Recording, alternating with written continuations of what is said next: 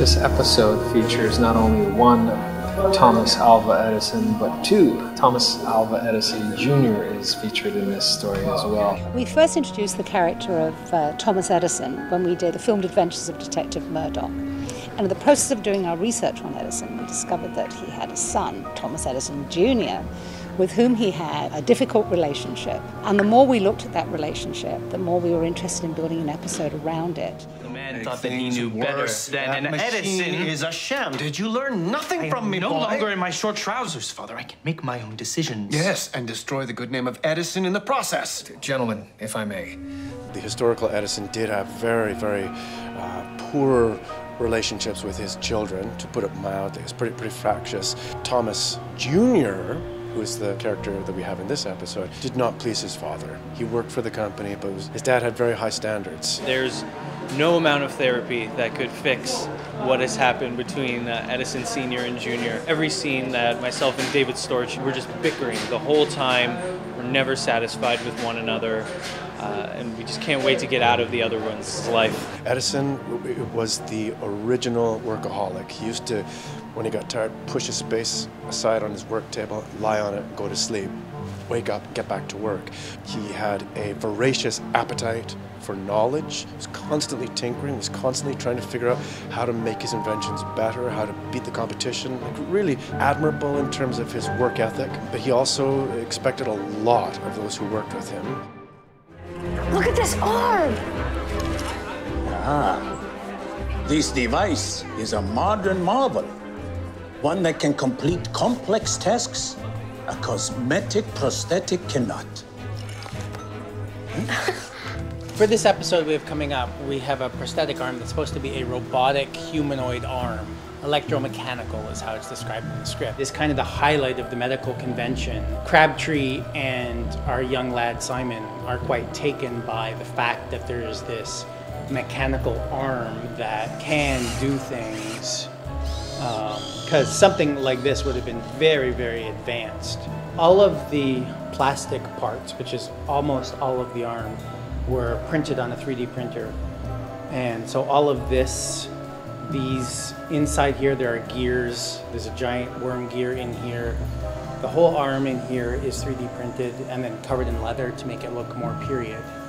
Inside this there are 6 servos which move the fingers and the wrist. And then right inside this 3D printed box, there's another rather large servo that controls the motion of the elbow.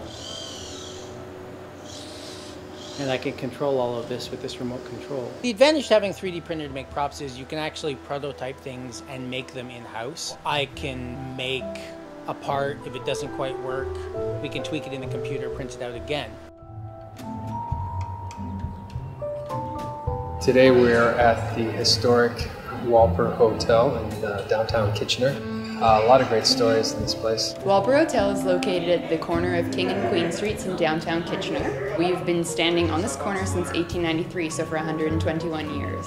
Previous to this particular structure, there's been a hotel or tavern or inn of some kind on this corner since 1820. Some of the favorite guests that the Walper Hotel staff like to talk about include Eleanor Roosevelt, who is known to have enjoyed breakfast on our courtyard, which is located on the 3rd floor of the hotel.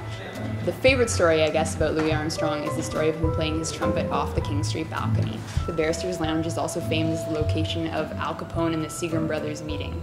So the Seagram brothers met Al Capone, who was of course known for his bootlegging. The Seagram had a distillery and supply up in Waterloo, so very nearby at that time, and that was the supply that's reputed to have been carried out of the area. Murdoch Mysteries has been filming on the 2nd floor of our hotel in the Crystal Ballroom, the Oak Lobby, the Barristers Lounge, and also the Oak Room space.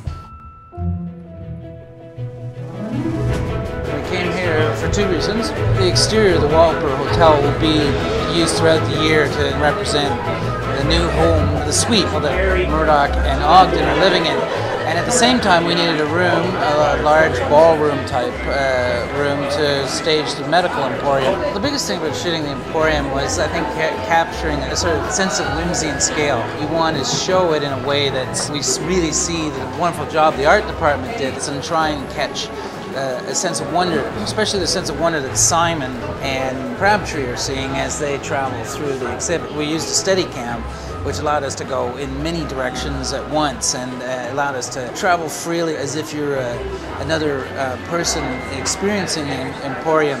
It's really about a very big dance that we orchestrate between camera, actors, the background, the different sets, all those elements being choreographed into one large movement. Step up, who wants one?